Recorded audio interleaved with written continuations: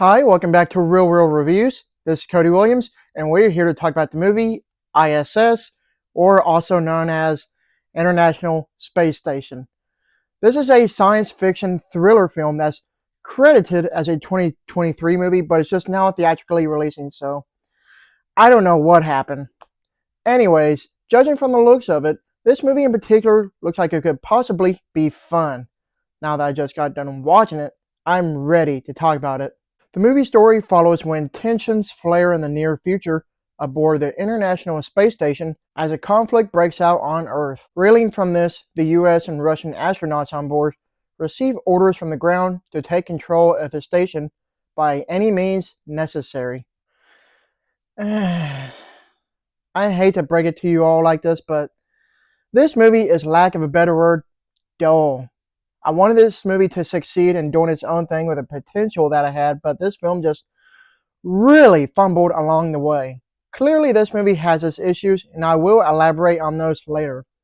Right now, I want to talk about the great things the movie has going for it, whether it be its interesting premise, great use of tension, nice set design, and some good-looking camera work.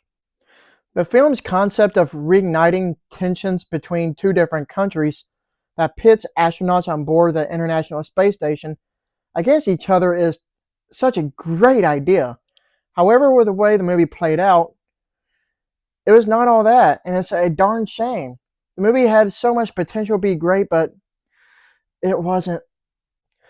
I will say that the movie utilized tension and suspense perfectly. It had me on the edge of the seat, seeing all the paranoia being played out from the different astronauts. So I will give the movie credit for that at least.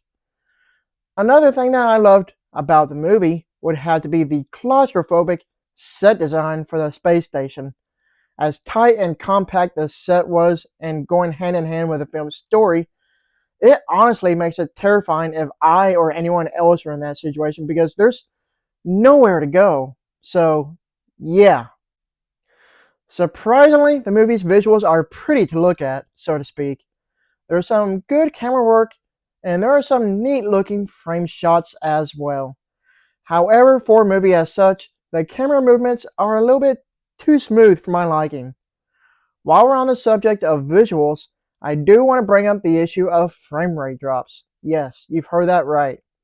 I've experienced frame drops in video games, but this is the first time I've experienced this issue in a movie. I don't know if anyone else has noticed this while watching this same movie, but it was weird. As for the movie itself, it's pretty generic and it just feels half-cooked with no sense of flavor.